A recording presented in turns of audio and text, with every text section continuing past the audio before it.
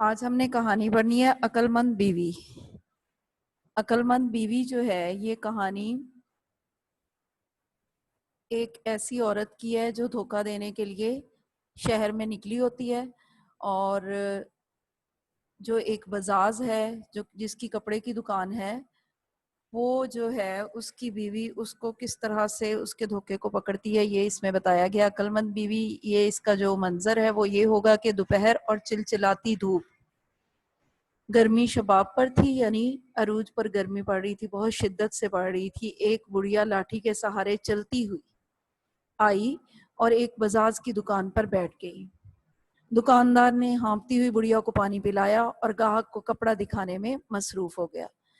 یعنی جس کو بری طرح سے جس کا سانس تھا اس کو چڑھا ہوا تھا، اور وہ عورت آئی اور اس نے اس کو کپڑا دکھانے میں مصروف ہو گیا۔ گاہکوں کو، یعنی جو اس کے خریدار تھے، ان کو بڑھیا بیٹھی رہی اور گاہکوں کی گفتگو یعنی ان کی بات چیت سنتی رہی۔ گاہک چلے گئے تو بزاز کہتے ہیں جس کی کپڑے کی دکان ہو، اس نے اپنے نو عمر ملازم سے کہا، یعنی نوجوان ملازم سے کہا، یہ لو برقع گھر میں دے دینا اور کہنا۔ اب جب بیٹا آپ نے یہ کہانی لکھنی ہے، اس کو اپنے الفاظ میں لکھ سکتے ہیں، اس پیراگراف کو، اور اس نے اس کو کہا کہ فلاں صندوق میں کپڑے کا ایک تھان رکھا ہے، وہ نکال کر دے دیں، گاہک کو دینا ہے۔ اس طرح سے کیا ہوا کہ جو ملازم ہے اس نے برقع لیا اور دکان سے نیچے اترا۔ اب جو تھا وہ تو اس کپڑے کے تھان کو لینے کے لیے گیا، لیکن جو بڑھیا تھی وہ بھی اٹھ گئی اور اس کے پیچھے پیچھے چل پڑی، اور کچھ دور ہی گیا تھا تو اس نے ملازم کو آواز دے کر روک لیا اور باتوں باتوں میں بزاز کا گھر پوچھ لیا کہ اس کا گھر کس طرف ہے۔ پھر اچانک بڑھیا کو کچھ یاد آیا، یا اس نے اس کو دھوکہ دینے کے لیے یہ سب کچھ کہا کہ ملازم سے بولی، میرے اچھے بیٹے، میں تمہاری دکان پر اپنی نقدی کی پوٹلی بھول آئی ہوں، یعنی جو اس کی رقم ہے، جو پیسے ہیں، اس کی پوٹلی وہاں پر تھیلی وہ بھول آئی ہے، اور تم جلدی سے دوڑ کے جاؤ اور لے آؤ، ایسا نہ ہو کہ کوئی اور اس کو اٹھا کے لے جائے، اور یہ برقع مجھے دے دو، میں یہیں کھڑی تمہارا انتظار کر رہی ہوں۔ ملازم بڑھیا کی باتوں میں ایسا آیا کہ اس نے موقع جو تھا نہیں دیکھا، اور اس نے برقع بڑھیا کو دیا اور دکان کی طرف چل دیا۔ بڑھیا نے موقع غنیمت سمجھا، یعنی جو مفت میں موقع ہاتھ آ جائے، جلدی جلدی قدم اٹھاتی ہوئی بزاز کے گھر آ پہنچی، یعنی اس نے تیزی دکھائی کہ کہیں جو ملازم ہے وہ نہ پہنچ جائے۔ تو اس نے جو تھا وہ چلی گئی اور اس نے جا کے دروازہ کھٹکھٹایا اور اس کی بیوی کو کہا کہ تمہارے خاوند نے یہ برقع بھیجا ہے اور تم مجھے جلدی سے فلاں صندوق کسی جگہ پر پڑا ہوا ہے اس کے بارے میں کچھ نشانیاں بتانے کے بعد اس نے کہا کہ گاہک جو ہے دکان پر بیٹھا انتظار کر رہا ہے، تم مجھے اس میں سے تھان نکال کر دے دو۔ بزاز کی بیوی نے برقع تو لے لیا اور کہا کہ پتہ نہیں تو کون ہے، یعنی میں نے تجھے پہلے نہیں دیکھا، میں تمہیں تھان کیوں دے دوں۔ بڑھیا نے بہت زیادہ کہا، اصرار کیا، لیکن اور یہ بھی بتایا کہ میں دکان سے ہی آ رہی ہوں کیونکہ یہ برقع تمہارے ہی میاں نے مجھے دیا ہے، لیکن اس نے اس بات پر کوئی جو آمادگی ظاہر نہیں کی، اور وہ جو اس کی بیوی تھی وہ ٹس سے مس نہ ہوئی، یعنی اس پہ کوئی اثر نہ ہوا۔ آخر بڑھیا نے کہا، تھان نہیں دیتی ہو تو برقع ہی دے دو، میں دکان پر دے دوں گی۔ بزاز کی بیوی نے کہا کہ برقع میرے خاوند نے بھیجا ہے، میں نے لے لیا ہے، اب میں تجھے نہ برقع دے سکتی ہوں نہ تھان۔ بڑھیا نے سوچا کہ یہ فریب میں یعنی اس کے دھوکے میں نہیں آئے گی، ملازم پہنچ گیا تو پولیس کے حوالے ہونا پڑے گا، یعنی اس کا پھر سارا پول کھل جائے گا کہ اس کو دکاندار نے نہیں بھیجا۔ وہ چپکے سے وہاں بھاگی اور پیچھے مڑ کر نہیں دیکھا۔ اسی روز کیا ہوا کہ سارے شہر میں ڈھنڈورا پٹ گیا کہ ایک کٹنی شہر میں گھسی ہوئی ہے، یعنی ایک جو دھوکہ دینے والی عورت ہے وہ وہاں پر آئی ہوئی ہے۔ اس کا نتیجہ جو ہے وہ آپ نے لکھنا ہے، دانائی بہترین حکمت عملیہ ہے، اور یہ کس وجہ سے؟ کیونکہ جو بزاز کی بیوی تھی اس نے عقل مندی کا ثبوت دیتے ہوئے اس کو وہ تھان نہ دیا، یا آپ لکھ سکتے کہ عقل مندی بہترین حکمت عملیہ ہے۔ اس کے بعد دوسری کہانی ہے دودھ میں پانی۔ ایک گوالا تھا دودھ بیچنے والا جو ایک پہاڑ کے دامن میں رہتا تھا، وہیں اپنی گائیں بھی رکھتا تھا۔ گائے کی جمع، دن بھر گائیں ادھر ادھر گھاس چرتی رہتی، شام سے ذرا پہلے دودھ دھوتا اور اس میں بہت سا پانی ملا دیتا۔ قریب ہی ایک قصبہ تھا، شام کے اندھیرے میں دودھ لیے آتا اور خالص دودھ کی صدا لگا کر بیچ دیتا۔ صدا ہوتی ہے آواز۔ ضرورت کی چیزیں خریدتا اور واپس اپنے ٹھکانے پر پہنچ جاتا۔ یعنی وہ لوگوں کو پتلا دودھ دے رہا تھا۔ اس میں لوگوں نے بہت زیادہ شکایت کی، جو اس کے گاہک تھے، خریدار، کہ اس میں پانی نہ ملایا کرو، لیکن گوالا تھا کہ ایک کان سے سنتا اور دوسرے سے نکال دیتا۔ اب جو تھا یہی کہتا، آگے سے جواب دیتا کہ دودھ خشک تو ہوتا ہی نہیں، یعنی پانی تو اللہ تعالیٰ کی طرف سے اس میں ملایا ہوا، میں ملانے والا کون ہوں۔ اسی طرح ایک عرصہ یعنی ایک مدت گزر گئی، گوالے کے پاس بہت سا روپیہ جمع ہو گیا اور اسے اپنی دولت مندی کا احساس ہونے لگا۔ اب وہ تن کر چلتا، یعنی اکڑ کر چلتا، اور انٹھا انٹھا پھرتا، یعنی شیخی بکارتا ہوا پھرتا تھا، کسی کی شکایت پر کان نہ دھرتا، کیونکہ اس کو پتا تھا کہ دودھ تو اس کا بک ہی جانا ہے۔ لالچ بڑھتا گیا اور وہ دودھ میں پہلے سے زیادہ پانی ملانے لگا۔ ایک دن یکایک سیاہ گھٹا اٹھی، بڑھی، پھیلی اور آسمان پر چھا گئی۔ سورج کو اپنی لپیٹ میں لیا اور ہر طرف تاریک شامیانہ تن گیا، یعنی ہر طرف جو تھی اندھیرا ہی اندھیرا ہو گیا۔ گوالا بہت زیادہ خوش ہوا کہ اب می برسے گا، یعنی بارش ہوگی، گھاس بڑھے گی، گائیں کھائیں گی اور زیادہ دودھ دیں گی، بس وارے نیارے ہو جائیں گے، یعنی اس کے دن بدل جائیں گے۔ بادل گرجا، بجلی چمکی، بوندیں ٹپکی اور موسلا دھار بارش ہونے لگی، اولے پڑنے لگے اور ہر طرف پانی ہی پانی ہو گیا۔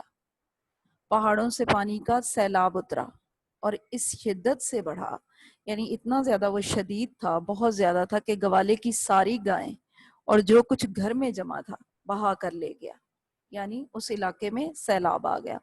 اب گوالے کے پاس نہ گائیں تھیں، نہ نقدی، نہ اس کے پاس کوئی رقم بچی، نہ اس کی جو گائیں تھیں وہ رہ گئیں۔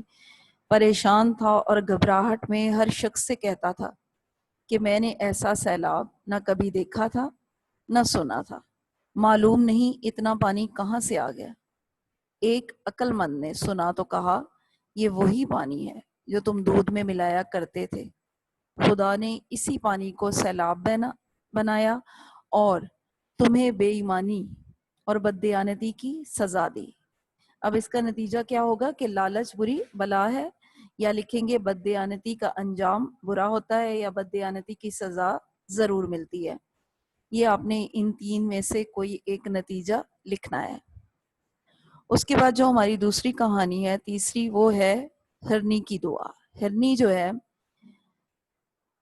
اس نے جو دعا دی سبکتگین کو، اس کے بارے میں یہ کہانی ہے کہ شام قریب تھی، سبکتگین اپنے فرائض سے فارغ ہوا، گھوڑے کو لگام دی اور اچک کر سوار ہو گیا، یعنی گھوڑے کو تیار کیا اور جو تھا چھلانگ لگا کر اچھل کر اس پر سوار ہوا، شہر سے نکلا، جنگل کی ٹھنڈی ہوا لگی، دماغ تازہ ہوا، گھوڑے کو ایڑ لگائی، یعنی اس کو حرکت دی اور جنگل میں داخل ہو گیا۔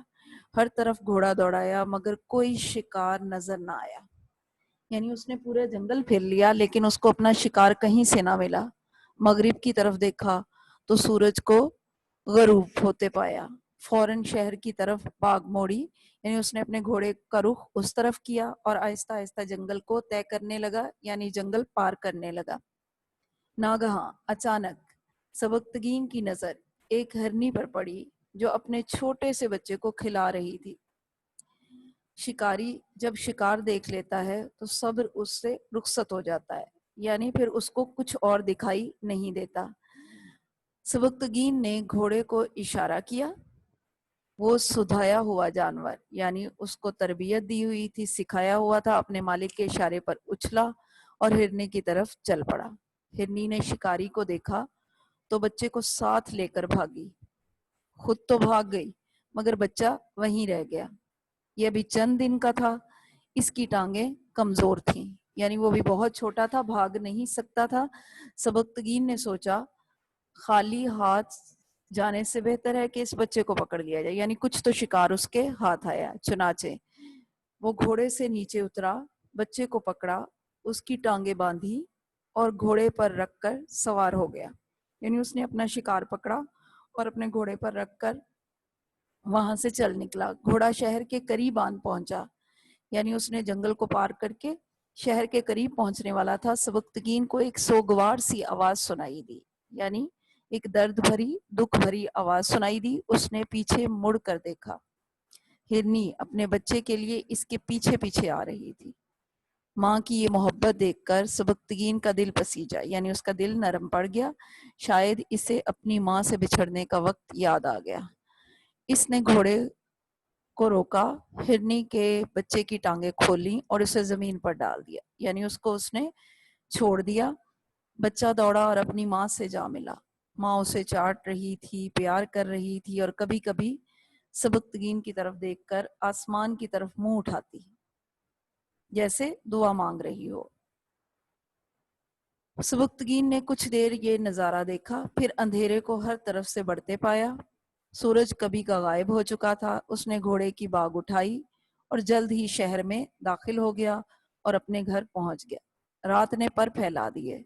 سارا شہر اندھیرے میں ڈوب گیا، یعنی بہت گہری رات چھا گئی اور ہر طرف اندھیرا ہی اندھیرا ہو گیا. دن بھر کا تھکا ہارا سبکتگین بھی اپنے بستر پر نیند کے مزے لے رہا تھا کہ ایک بزرگ آئے. سبکتگین کو دیکھا، السلام علیکم کہا اور بتایا کہ سبکتگین، ہرنی کی دعا قبول ہو گئی. اب تو اور تیری اولاد ایک مدت تک غزنی پر حکومت کرے گی. بزرگ یہ خوشخبری سنا کر چلا گیا. سبکتگین کی آنکھ کھل گئی. خواب کے واقعے پر غور کیا، یعنی اس نے اپنے خواب کو سوچا کہ یہ خواب مجھے کیوں آیا، مگر کچھ سمجھ میں نہ آیا. وہ اس خواب کو بھول جانا چاہتا تھا مگر بھول نہ سکا.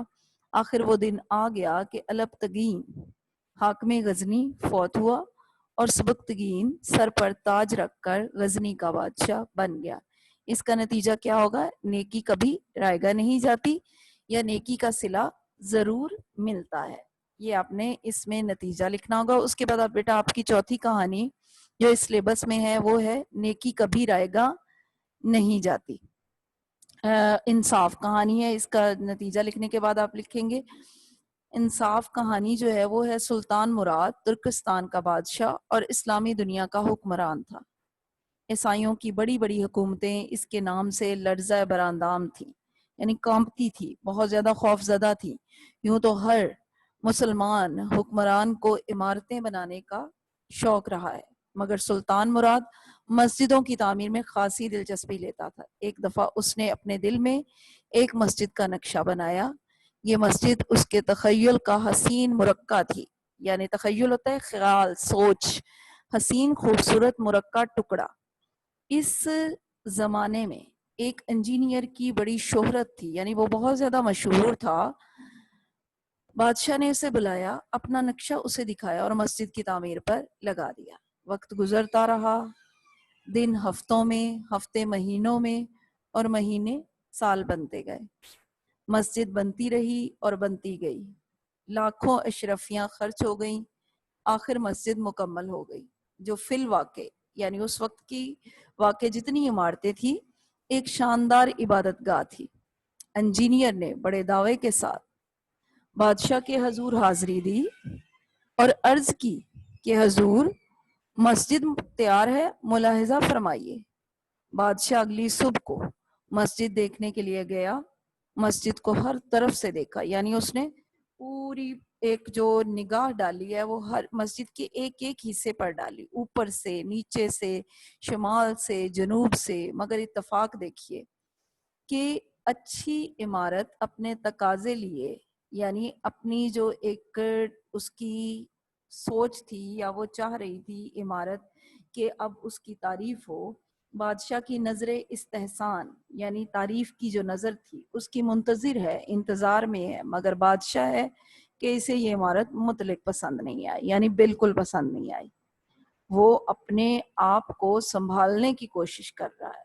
آخر جب نہ سمجھ، یعنی بادشاہ کو غصہ آ گیا اس بات پہ کہ یہ عمارت جو اس نے سوچی تھی وہ تو بالکل ویسی نہیں ہے. اب وہ سنبھل نہ سکا. اس نے اپنے آپ کو کنٹرول کرنے کی کوشش کی لیکن نہیں ہو سکا. کہ انجینئر کا ایک ہاتھ کاٹ دیا جائے. اس نے یہ حکم دے دیا. حکم کی دیر تھی، جلاد نے حکم پایا تو ہاتھ کاٹ دیا، یعنی فوراً اس کے حکم کی تعمیل کر دی گئی، پورا کر دیا گیا. انجینئر کو یہ سزا بلا وجہ ملی تھی، اسے اور تو کچھ نہ سوجا. وہ سیدھا قاضی کی عدالت میں جا پہنچا اور دعویٰ دائر کیا، یعنی اس نے مقدمہ درج کروایا. قاضی نے بادشاہ کے حاضر ہونے کا حکم دیا، یعنی جو جج تھا، قاضی تھا، منصف تھا، اس نے بادشاہ کے حاضر ہونے کا حکم دے دیا.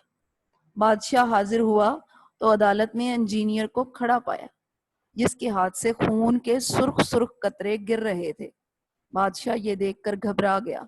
قاضی نے بادشاہ کے بیانات لیے اور حکم دیا کہ بادشاہ کا ہاتھ کاٹ دیا جائے. اس کے ہاتھ سے بھی خون گرنا چاہیے، یعنی اس نے بھی خون کا بدلہ خون قرار دیتے ہوئے وہی فیصلہ سنایا جو اس کے ساتھ زیادتی ہوئی تھی انجینئر کے ساتھ. وہ چاہتا تھا کہ بادشاہ کو بھی اس کی تکلیف کا احساس ہو تاکہ آئندہ غلط فیصلہ نہ کرے. بادشاہ نے قاضی کا فیصلہ سنا تو اپنے ہاتھ آگے بڑھا دیا. انجینئر نے دیکھا تو اس کی چیخیں نکل گئی، یعنی اس نے کہا کہ میں تو جس تکلیف سے گزر گیا اب بادشاہ کے ساتھ بھی وہی عمل ہونے والا ہے. اور بولا میں نے انصاف پا لیا، یعنی مجھے انصاف مل چکا ہے. میں بادشاہ کو اپنا خون معاف کرتا ہوں اور کسی دباؤ کے بغیر بخشتا ہوں، یعنی مجھ پر کوئی دباؤ نہیں ہے، بادشاہ نے کوئی کسی قسم کا دباؤ نہیں ڈالا، لیکن میں اپنی ہی طرف سے یعنی اس کو اپنا خون معاف کرتا ہوں. یہ سن کر بادشاہ کی جان میں جان آئی، کیونکہ بادشاہ کو بھی اس چیز کا احساس تھا کہ اب میں نے زیادتی کی ہے اور میرے ساتھ بھی وہی کچھ ہوگا. اس نے انجینئر کو بہت سا مال و زر دے کر، یعنی اس کو رقم، مال جو تھی، مال و دولت دے کر رخصت کر دیا اور اللہ کا شکر ادا کیا کہ اس کے قاضی اسلامی احکام کے اعلان میں اس قدر دلیر ہیں، یعنی بہادر ہیں، کہ بادشاہ کو بھی مجرم قرار دے دیتے ہیں. اس کا نتیجہ کیا ہوگا کہ قانون کی نظر میں یا قانون کی نگاہ میں سب برابر ہیں. ٹھیک ہے، یہ آپ کی بیٹا کہانی ہے